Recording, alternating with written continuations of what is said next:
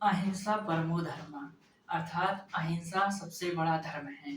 यह संदेश भारतीय संस्कृति और विश्व को देने वाले महान दार्शनिक और जैन धर्म के वास्तविक संस्थापक महावीर स्वामी जी थे और यह इस संदेश को व्यापकता महात्मा गांधी जी के द्वारा प्रदान प्रदान की गई। तो इसी संदेश के साथ स्वागत है सभी का वनडे मिशन यूट्यूब चैनल में। आइए तो हम देखते हैं कि हमने जो पहले महाजनपदों का अध्ययन किया, आज का जो अध्ययन का विषय है वह है जैन धर्म। सर्वप्रथम जो महाजनपद पढ़े हुए थे तो उनको एक रिवीजन के रूप में उनकी उपस्थिति से संबंधित मैप के माध्यम से समझ लेते हैं क्विक रिवीजन के हिसाब से।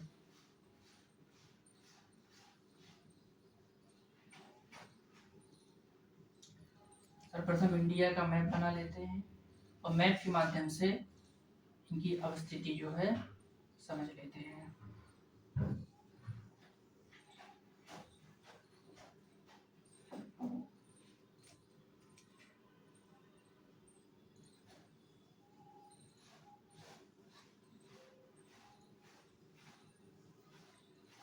तो है अपना महान इंडिया। हमने पढ़ा था 16 महाजनपदों के बारे में और इनके नाम की एक ट्रिक भी हमने बनाई थी। ट्रिक क्या बनाई थी? सबसे जो ए अक्षर वाले नाम हैं वह है 3, तो 3A और 4K। 3 और 4K, एम वाले भी 2 थे और भी वाले भी 2 थे और अपन ने क्या किया था, पीएससी के घर बैठे अध्ययन किया था। तो ये 3 4 3 7 3 10 2 12 और 12 4 16 इस प्रकार 16 महाजनपदों के नाम अपने कवर किए थे। तो आइए देखते हैं 3A से। तो पहला जो ए है वह है अंग। तो बात करते हैं बिहार राज्य की। अंग की अवस्थिति जो है वह है बिहार में। बिहार में जो बिहार में जो भागलपुर और मुंगेर वाला इलाका है वह जो है वहाँ अंग अवस्थित है और इसकी राजधानी चंबा थी। अब बात करते हैं अवंती की। तो जो मालवा वाला इलाका है, मालवा मध्य प्रदेश एमपी, मध्य प्रदेश में जो मालवा वाला इलाका है वहां पर अवंती है और अवंती की 2 राजधानी थी। जो उत्तरी अवंती थी उसकी उज्जैनी और जो दक्षिणी अवंती थी उसकी माहेश्वती। अब बात करते हैं तीसरा जो है अंग, अवंती और अस्मक। अस्मक जो है वो महाराष्ट्र में था। महाराष्ट्र में अस्मक की अवस्थिति और यह जो है दक्षिण भारत का एकमात्र महाजनपद है। अब बात करते हैं 4K से। तो पहला जो के है वह है काशी, तो यूपी। उत्तर प्रदेश में लगभग 6 महाजनपद अवस्थित हैं जिनमें से पहला है काशी और काशी की राजधानी है वाराणसी और आधुनिक बनारस वाला क्षेत्र पर यह अवस्थित था। अब बात करते हैं कुरु की।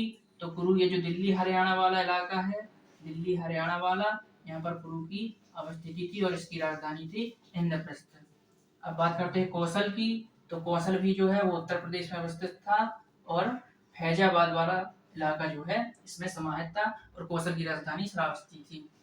अब बात करते हैं कंबोज की। तो कंबोज जो है पाकिस्तान में अवस्थित था। पाकिस्तान में था कंबोज। हजारा जिला जो है इसकी आधुनिक अवस्थिति है और इसकी राजधानी थी हाटक। अब ये 4K हो गए हैं काशी, कुरु, कौशल, कंबोज। अब बात करते हैं 3M की। तो पहला जो एम है उसमें आएगा मगध। उसमें आएगा मगध जो कहाँ पर है, ये भी बिहार में ही है। पटना आधुनिक स्थान पर यह अवस्थित था। उसकी राजधानी जो क्या थी, गिरिब्रज और राजगृह। तो एक एम हो गया। बात करते हैं दूसरे की। तो मगध, मत्स्य और मल्ल। बात करते हैं मत्स्य की। तो मत्स्य जो था वह राजस्थान के जयपुर वाला जो इलाका था वहां पर मत्स्य अवस्थित था और मत्स्य की राजधानी क्या थी, विराटनगर। तो मगध, मत्स्य और मल्ल। मल्ल की बात कर लेते हैं। तो मल्ल भी जो है उत्तर प्रदेश में अवस्थित था और इसकी राजधानी थी 2। हमने बात की थी कुशावती और पावापुरी, इसकी 2 राजधानियां थी। तो मत्स्य, मगध और मल्ल, ये 3 महाजनपद हो गए। 2 भी की बात करते हैं। तो पहला भी जो है वह है वत्स है और दूसरा है वज्जी। तो वत्स की जो अवस्थिति थी एक बार देख लेते। वत्स की अवस्थिति भी उत्तर प्रदेश में ही थी। वत्स की अवस्थिति उत्तर प्रदेश में थी। अब बात करते हैं वज्जी की। तो वत्स और वज्जी इन दोनों की अवस्थिति उत्तर प्रदेश में थी और वत्स की राजधानी थी कौशाम्बी और वज्जी की थी वैशाली। तो ये हो गया, 2 भी कवर हो गए। बात करते हैं पी की। तो पांचाल। तो पांचाल की जो राजधानी थी वो थी अहिछत्रप या कामपेली। और जो पांचाल की अवस्थिति थी वह भी उत्तर प्रदेश में ही थी। पांचाल की राजधानी अहिछत्रप या कामपेली। अब बात करते हैं एस की, तो एस जो है सूरसेन और इसकी राजधानी थी मथुरा।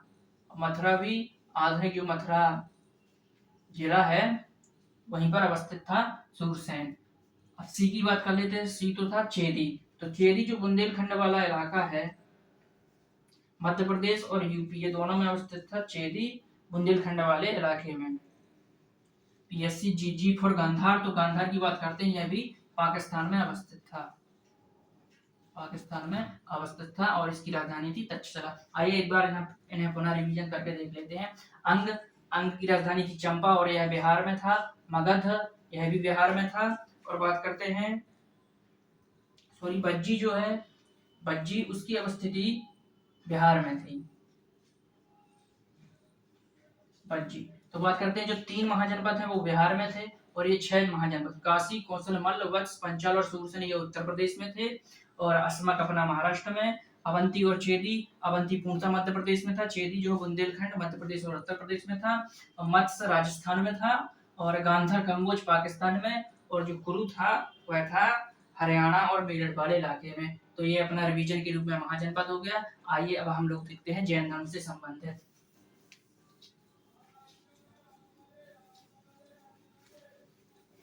अब जैन धर्म का बृहद रूप में अध्ययन करेंगे।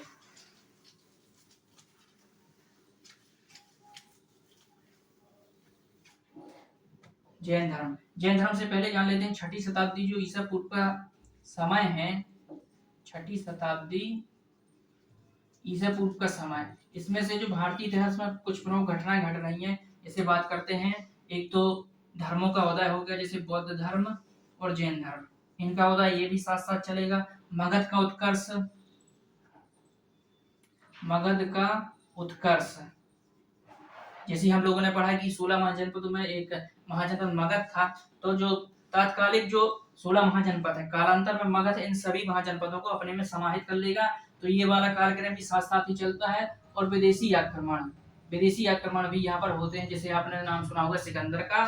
तो सर्वप्रथम हम देखेंगे धर्मों का उदय, फिर उसके बाद देखेंगे विदेशी आक्रमण और फिर कवर करेंगे मगध जनपद। इनका जो कार्यक्रम है साथ साथ चलता है, इसलिए ये समझने के लिए आप लोगों को बता दिया गया है। अब बात करते हैं धर्मों के उदय में। जो प्रमुख धर्म हैं उनमें जैन धर्म और बौद्ध धर्म के बारे में अध्ययन करना है। तो आज जो अध्ययन का विषय है वह है जैन धर्म। आइए तो जान लेते हैं जैन धर्म के बारे में। एक थोड़ी सी इनके उदय की पृष्ठभूमि भी समझ लेते हैं। जैसा कि हम लोगों ने पढ़ा था वैदिक काल में, ऋग्वैदिक काल जो समय था वहां पर वर्ण व्यवस्था अर्थात ब्राह्मण, क्षत्रिय, वैश्य, शूद्र, यह जो व्यवस्था थी यह कर्म प्रधान थी। और उत्तर वैदिक काल से यह हो गई जन्म मूलक, अर्थात जो व्यक्ति जिस वर्ण में जन्म लेगा वह उसी वर्ण का ही रह जाएगा। इस प्रकार से धीरे धीरे जाकर इस प्रकार सामाजिक जो है पतन चालू हो गया, विभिन्न कर्मकांड प्रारंभ हो गए और एक नवीन धर्म के उदय के रूप में पृष्ठभूमि तैयार हुई। भारतीय जो संस्कृति है या भारतीय इतिहास है उसमें से 3 ऐसे कालक्रम आते हैं जिनमें सामाजिक जो है उद्धार हुए हैं। एक बात करते हैं 6वीं शताब्दी ईसा पूर्व बौद्ध और जैन धर्म के रूप में, और मध्यकालीन में भक्ति काल के रूप में, और बात करते हैं जब अंग्रेज आ जाते हैं उसके बाद पुनर्जागरण, राजा राम मोहन राय इत्यादि विभिन्न लोगों के माध्यम से जो है संस्कृति और सामाजिक सुधार कार्य किए गए। तो उनमें से जो प्रमुख हैं वह हैं 6ठी शताब्दी से पूर्व जैन और बौद्ध धर्म। तो बात करते हैं जैन धर्म की। अब जैन धर्म की बात कर लेते हैं तो इनके संस्थापक जो माने जाते हैं, इनके संस्थापक माना जाता है ऋषभदेव को। संस्थापक ऋषभदेव को माना जाता है। ऋषभदेव। जैन धर्म जो है 24 तीर्थंकर हुए हैं, उनमें से जो प्रथम तीर्थंकर हैं वह है ऋषभदेव। तो प्रथम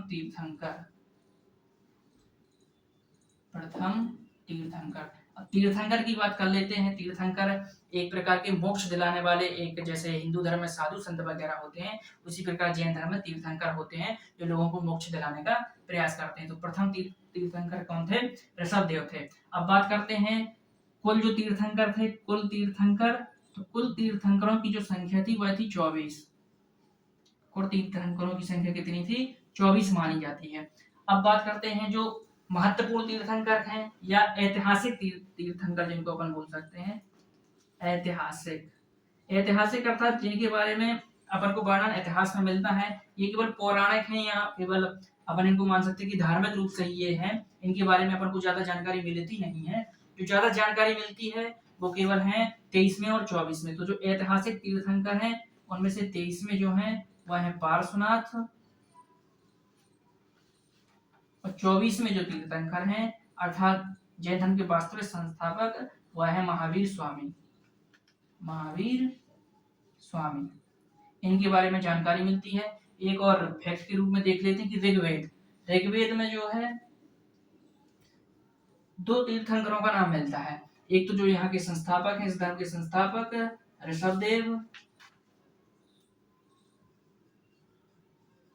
ऋषभदेव और अरिष्टनेमी,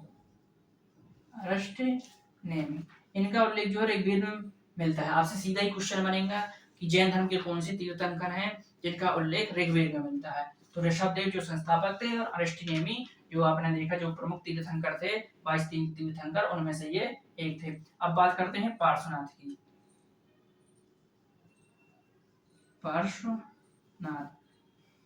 पार्श्वनाथ ये 23वें तीर्थंकर थे और इनके जो पिता थे, पिता का नाम कभी कभार पूछा जाता है, काशी के नरेश थे। काशी के नरेश अश्वसेन के ये पुत्र थे। इनके पिता कौन थे? काशी के नरेश अश्वसेन थे और इनकी माता का नाम था बामा। इनकी माता का नाम था बामा और यह जो है एक राजा के पुत्र थे, काशी के नरेश अश्वसेन के। अब बात करते हैं कि इनको निर्वाण की प्राप्ति, इन्होंने वैसे ही किया, गृह त्याग किया, तपस्या की और निर्वाण की प्राप्ति इनको कहां पर हुई? सम्मेद पर्वत। सम्मेद पर्वत, और सम्मेद पर्वत यह कहाँ है? यह है आधुनिक झारखंड में। झारखंड चूंकि एक राज्य है तो आधुनिक झारखंड में सम्मेद पर्वत अवस्थित है और शायद गिरिडीह जिला है इसका। अब बात करते हैं इनके बारे में। पंच महाव्रत, जैन धर्मों से संबंधित एक दार्शनिक चीज है पंच महाव्रत। पंच महाव्रत में से जो 4 व्रत हैं, 4 व्रत कौन कौन से? सत्य, अहिंसा, अस्तेय और अपरिग्रह। अभी इनके बारे में अपन चर्चा करते हैं कि ये हैं क्या? सत्य, अहिंसा, अस्तेय और अपरिग्रह। ये जो पंच महाव्रत है, पंच महाव्रत में जब ये 4 थे, केवल 4 थे, अब 5वां इसमें महावीर ने जोड़ा, आगे देखेंगे वो कौन सा है। जो 4 व्रत थे, सत्य, अहिंसा, अस्तेय और अपरिग्रह, इनको जो है जैन धर्म में या जैन धर्म के जो दर्शन है उनमें शामिल किया है किसने? पार्श्वनाथ। तो आपसे ऐसा क्वेश्चन पूछा जा सकता है। सत्य क्या है? सदा सत्य बोलना चाहिए। और अहिंसा की बात कर लेते हैं, अहिंसा मान वचन कर्म से किसी की हिंसा ना करना अहिंसा है। अस्तेय की बात करते हैं, अस्तेय अर्थात चोरी वगैरह ना करना। और अपरिग्रह की बात करते हैं कि अपरिग्रह वह है कि जितनी अपनी आवश्यकता है उन्हीं के हिसाब से धन एकत्रित करना अपरिग्रह है। तो पार्श्वनाथ के बारे में इन्हीं बिंदुओं पर चर्चा करनी थी। आइए अब बात करते हैं महावीर स्वामी के बारे में। एक चीज और इनके बारे में जान लेते हैं। जो सभी 24 तीर्थंकर हैं उन सभी के एक प्रतीक चिन्ह है। प्रतीक चिन्ह अर्थात कि एक ऐसा चिन्ह मान लिया गया है जिससे उनको कि मतलब इन गुरु का एक यह चिन्ह है। तो ऋषभदेव का जो प्रतीक चिन्ह है वह है सांड, यहाँ पर लिख देते हैं प्रतीक चिन्ह।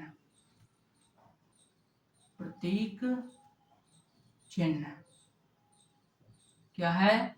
सांड। एक ग्रामर की आप लोगों को थोड़ी सी जानकारी दे देते हैं। जैसे बात करते हैं चिन्ह, तो आप सभी अगर ऐसा चिन्ह लिखते हैं तो ये एकदम गलत है। यह चिन्ह नहीं होता। चिन्ह जो शुद्ध रूप में लिखा जाता है वह ऐसे लिखा जाता है चिन्ह, क्योंकि इसको चिन्ह पढ़ते हैं और इसको जो है गलती से लोग चिन्ह पढ़ते हैं तो यह अशुद्ध है। हाँ वहां पर आधा होता है और ना जो है पूरा होता है, तो इस प्रकार लिखा जाता है चिन्ह। अब बात करते हैं ऋषभदेव की। तो ऋषभदेव का जो चिन्ह है वह है सांड। और पार्श्वनाथ की बात करते हैं तो पार्श्वनाथ का जो चिन्ह है वह है सर्प। सर्प जो है पार्श्वनाथ का चिन्ह है। प्रतीक चिन्ह है पार्श्वनाथ का सर्प। आइए तो देखते हैं कि पार्श्वनाथ के बारे में अपन ने क्या क्या अध्ययन किया। इनके पिता का नाम जाना, काशी के नरेश अश्वसेन के ये पुत्र, इनको प्राप्त हुआ समेत पर्वत पर। अब बात करते हैं इनके बारे में। इन्होंने 4 व्रत जोड़े, सत्य, अहिंसा, अस्तेय और अपरिग्रह, और इनका चिन्ह है सर्प। अब बात करते हैं महावीर जी के बारे में। महावीर जी के बारे में डिटेल अध्ययन करना पड़ेगा। इनसे संबंध जितने भी रक्त संबंध है, अर्थात इनके माता पिता पुत्र पत्नियों के बारे में इनसे अक्सर क्वेश्चन पूछा जाता है। तो बात करते हैं महावीर स्वामी की। महावीर स्वामी, महावीर स्वामी के बारे में जान लेते हैं। सर्वप्रथम जान लेते हैं कि इनका जन्म कब हुआ। तो इनका जन्म जो है हुआ था 540, जन्म 540 ईसा पूर्व। 540 ईसा पूर्व कहां पर हुआ था? कुंडल वन में। 540 ईसा पूर्व में इनका जन्म हुआ था कुंडग्राम में, कुंडल नहीं सॉरी कुंडग्राम में हुआ था।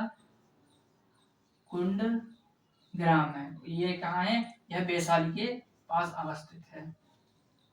कुंडग्राम में इनका जन्म हुआ था। अब बात कर लेते हैं इनसे संबंधित रक्त संबंधी की। तो इनके जो पिता थे, इनके बचपन का नाम जान लेते हैं। बचपन का नाम, इनके जो बचपन का नाम था वह था सिद्धार्थ। किसका नाम था? तो सिद्धार्थ जो है गौतम बुद्ध के बचपन का नाम था। और इनके बचपन का नाम था वर्धमान। इनके बचपन का नाम था वर्धमान। वर्धमान इनके बचपन का नाम था।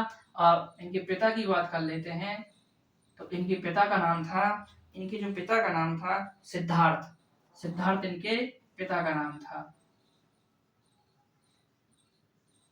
माता का नाम, इनकी माता का नाम था त्रिशला। इनकी माता का नाम था त्रिशला। गर्मी बहुत है। अब बात कर लेते हैं इनका जो बचपन का नाम था वह था वर्धमान, पिता का नाम था सिद्धार्थ और माता का नाम था त्रिशला। इनकी एक पुत्री भी थी, और पुत्री का जो नाम था, इनकी पत्नी का नाम पहले जान लेते हैं। पत्नी, क्योंकि यशोदा इनकी पत्नी का नाम था। और इन्हीं से एक पुत्री हुई, तो इनकी पुत्री का नाम जो था प्रिय दर्शना, और जिसका एक अन्य नाम अनुज्ञा भी मिलता है, अनुज्ञा प्रियदर्शना। और इन्हीं से इनका जिसका पुत्री से इनका विवाह हुआ था उनका नाम था जमाली। जमाली, जमाली अर्थात इनके दामाद थे और इनकी पुत्री के पति, जैसा कि आप लोग रक्त संबंध में पढ़ते हैं। तो इनके जो रक्त संबंध के बारे में इतना देखिए जानना है। इनके पिता का नाम था सिद्धार्थ और इनकी माता का नाम त्रिशला, पत्नी का नाम यशोदा, पुत्री का नाम प्रियदर्शनानुज्ञा, दामाद का नाम जमाली। और बात कर लेते हैं इनके एक बड़े भाई थे। बड़े भाई, बड़े भाई कौन थे? नंदीवर्धन। नंदीवर्धन जो है इनके बड़े भाई थे, जिनसे आज्ञा लेकर इन्होंने गृह त्याग किया था। अब बात करते हैं गृह त्याग की। गृह त्याग, गृह त्याग, महावीर के बारे में एक प्रतीक चिन्ह और जान लेते हैं जो इम्पोर्टेंट रहता है। प्रतीक चिन्ह, तो इनका जो प्रतीक चिन्ह है वह कौन है? सिंह। सिंह जो है प्रतीक चिन्ह है महावीर स्वामी का। प्रसाद देव की बात करते हैं तो सांड, और पार्श्वनाथ की बात करते हैं तो सर्प इनका प्रतीक चिन्ह है। गृह त्याग की बात करते हैं तो 30 वर्ष की अवस्था में इन्होंने गृह त्याग कर दिया। 30 वर्ष की अवस्था में इनका घर गृहस्थी से जैसे ही मोह भंग हुआ और उन्होंने गृह त्याग कर दिया। और ज्ञान की प्राप्ति, ज्ञान की प्राप्ति इनको कब हुई? ज्ञान की प्राप्ति हुई इनको 42 वर्ष, 42 वर्ष, 42 वर्ष उपरांत, अर्थात 30 से 40 और 12 वर्ष की कठिन तपस्या के बाद। हम लोग तो 1-2 साल में ही प्रतियोगी परीक्षाओं की तैयारी करके थक जाते हैं। महावीर स्वामी जी को देखिए, इन्होंने 12 वर्ष कठिन तपस्या की, तब जाकर इनको ज्ञान प्राप्त हुआ। और ज्ञान प्राप्त कहाँ पर हुआ? तो जो ग्राम का नाम था वो था चिम्बिका ग्राम, और जो नदी थी, नदी थी ऋजुपालिका। ऋजुपालिका नदी के किनारे इनको ज्ञान प्राप्त हुआ था। और वृक्ष की बात करें तो वृक्ष था पीपल का वृक्ष। कंफ्यूजन हो जाता है थोड़ा सा कि महावीर स्वामी को कौन से वृक्ष के नीचे ज्ञान प्राप्त हुआ था और महावीर स्वामी को कौन से वृक्ष के नीचे और गौतम बुद्ध को कौन से वृक्ष के नीचे? तो साल वृक्ष है, साल वृक्ष। साल वृक्ष जो है महावीर स्वामी को ज्ञान प्राप्त हुआ था, और पीपल वृक्ष के नीचे जिसको बोधि वृक्ष कहते हैं गौतम बुद्ध को ज्ञान प्राप्त हुआ था।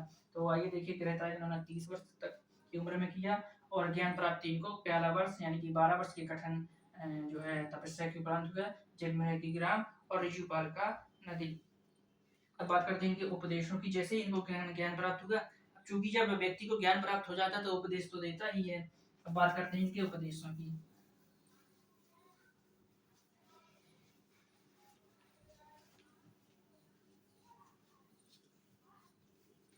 इनके उपदेशों की थोड़ी सी बात कर लेते हैं। इनका जो प्रथम उपदेश है, प्रथम उपदेश, तो इन्होंने जो प्रथम उपदेश दिया वो दिया था राजगृह में। राजगृह में एक स्थान था वितुलाचल पर्वत, यानी कि वितुलाचल पर्वत जो राजगृह में है, वहां पर इन्होंने अपना पहला जो है उपदेश दिया था। और इनकी जो भाषा थी, अर्थात जिस भाषा में इन्होंने उपदेश दिया वह प्राकृत भाषा थी, प्राकृत भाषा थी। तो यह जो है वर्तमान से संबंधित महत्वपूर्ण तथ्य हैं जिनके बारे में अध्ययन करना है। अब थोड़ी सी बात कर लेते हैं जैन धर्म के दर्शन के बारे में। दर्शन, दर्शन क्या होता है? दर्शन जो है, दर्शन एक प्रकार का तार्किक ज्ञान ही है। मान लीजिए जैसे आत्मा क्या है, ईश्वर क्या है, इनसे संबंधित जो ज्ञान है उसी को दर्शन बोलते हैं, और ये समाज द्वारा लगभग स्वीकार्य होता है। तो बात करते हैं जैन धर्म के दर्शन की। तो जैसा कि हमने सबसे पहले बात की थी कि जो पंच महाव्रत हैं, पंच महाव्रत, पंच महाव्रत, इससे बहुत क्वेश्चन पूछा जाता है कि पंच महाव्रत किस धर्म से संबंधित है। तो पंच महाव्रत जो है जैन धर्म से संबंधित है। जैसे कि हम पहले चर्चा की जा चुकी है, पंचव्रत में जो 4 महाव्रत हैं, सत्य, अहिंसा, अस्तेय, अपरिग्रह, अपरिग्रह, यह जो 4 सिद्धांत हैं, ये 4 जो ब्रह्मचर्य हैं, वह पार्श्वनाथ में जोड़े थे। और महावीर स्वामी के द्वारा जो जोड़ा गया 5वां जो महाव्रत था वह था ब्रह्मचर्य। तो आपसे सीधे ही क्वेश्चन बनेगा कि महात्मा गांधी महावीर स्वामी जी के द्वारा जोड़ा गया कौन सा महाव्रत है? तो ब्रह्मचर्य। तो पंच महाव्रत ये आपको याद करना है। त्रिरत्न के बारे में भी पूछा जाता है कि जैन धर्म के त्रिरत्नों के बारे में बताइए। तो इनके जो 3 रत्न हैं वह है सम्यक, श्रद्धा, सम्यक ज्ञान, सम्यक ज्ञान और सम्यक आचरण, सम्यक आचरण, ये त्रिरत्न है। एक और सिद्धांत मिलता है इनका, दार्शनिक सिद्धांत मिलता है, और वह है स्यादवाद, स्यादवाद, और इसी को अनेकांतवाद भी बोला जाता है, अनेकांतवाद या स्यादवाद, अनेकांतवाद और स्यादवाद बोला जाता है। अब ये क्या है इसके बारे में जानने की हमको आवश्यकता नहीं है, केवल आपसे अगर दर्शन से क्वेश्चन बनता है तो इन्हीं से बनेगा कि महाव्रत कौन कौन से हैं, कौन से नहीं है, महावीर जी के द्वारा कौन सा महाव्रत जोड़ा गया, और इनके त्रिरत्न कौन कौन से हैं, और स्यादवाद या अनेकांतवाद का संबंध किस धर्म से है? तो वो जैन धर्म से है।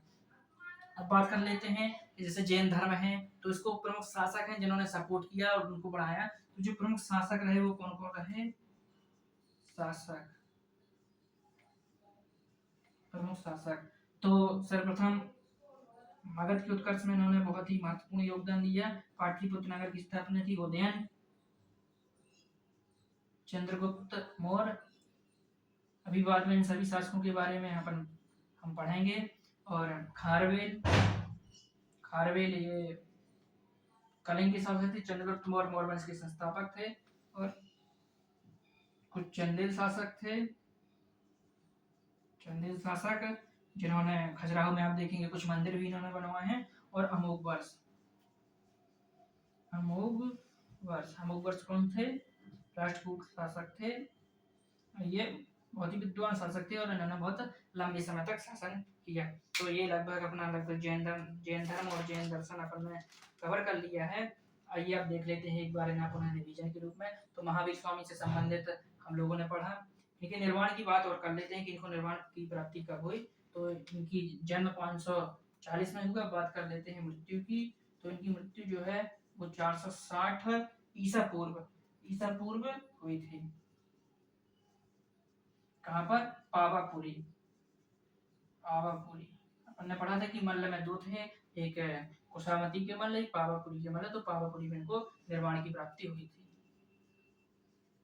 निर्माण की प्राप्ति, और जो निर्वाण प्राप्ति है उसको जैन धर्म में केवल के रूप में जाना जाता है। आइए तो देख लेते हैं एक बार रिवीजन के रूप में। इनका जन्म जो है 540 ईस्वी में कोटग्राम वैशाली में हुआ। इनके बचपन का नाम वर्धमान, पिता सिद्धार्थ, माता त्रिशला, पत्नी यशोदा, पुत्री जो है कि अनुज्ञा या प्रियदर्शना थी। इनके दामाद थे जमाली और बड़े भाई थे नंदीवर्धन, जिनसे आज्ञा लेकर इन्होंने गृह त्याग किया। कब? 30 वर्ष की उम्र में। और कठिन तपस्या के बाद 12 वर्ष की कठिन तपस्या के बाद इनको 42 वर्ष में ज्ञान प्राप्ति हुई। और ज्ञान प्राप्ति कहाँ पर हुई? जन्मभृति ग्राम ऋजुपालिका नदी साल वृक्ष के नीचे, और यहाँ से ये जो है जैन धर्म निग्रंथ कहलाने लगा। और इनकी बात करते हैं निर्वाण प्राप्ति की, मृत्यु की, तो 460 ईसा पूर्व पावापुरी में।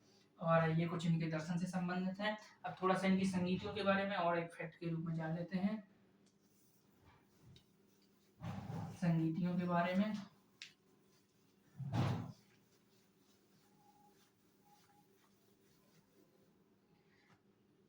संगीतियाँ क्या होती हैं? संगीतियाँ सभा होती हैं जिनमें धर्म से संबंधित जो है वाद विवाद होते हैं, और जो ग्रंथ होते हैं उनका संकलन वगैरह किया जाता है कि ये वाला ग्रंथ है। जैसे कोई विद्वान है तो उसने लिख कर फिर बोला कि हाँ इसको मान्यता दे, तो ये बहुत अच्छा ग्रंथ है। इस प्रकार की जो है धर्म से संबंधित संगीतियाँ होती हैं। तो बात करते हैं जैन धर्म में 2 संगीतियाँ हुई हैं। प्रथम संगीति, तो प्रथम संगीति जो हुई है उसका जो टाइम पीरियड है वह है 300 ईसा पूर्व में। यह हुई है 300 ईसा पूर्व में। और कहाँ पर हुई है ये? पाटलिपुत्र में। 300 ईसा पूर्व में हुई है। कहाँ पर? पाटलिपुत्र में। पाटलिपुत्र में हुई है। और इसकी जो अध्यक्ष की बात करें, अध्यक्ष जो थे स्थूलभद्र जो है इसके अध्यक्ष थे। और इसमें विशेष क्या हुआ? इसमें विशेष यह हुआ कि जो जैन धर्म जो है वो 2 भागों में विभाजित हो गया। आपने सुना होगा, एक तो श्वेतांबर और एक दिगंबर। श्वेतांबर और दिगंबर इन 2 में विभाजित हो गया। श्वेतांबर व दिगंबर में विभाजित। अब बात करते हैं दूसरी की।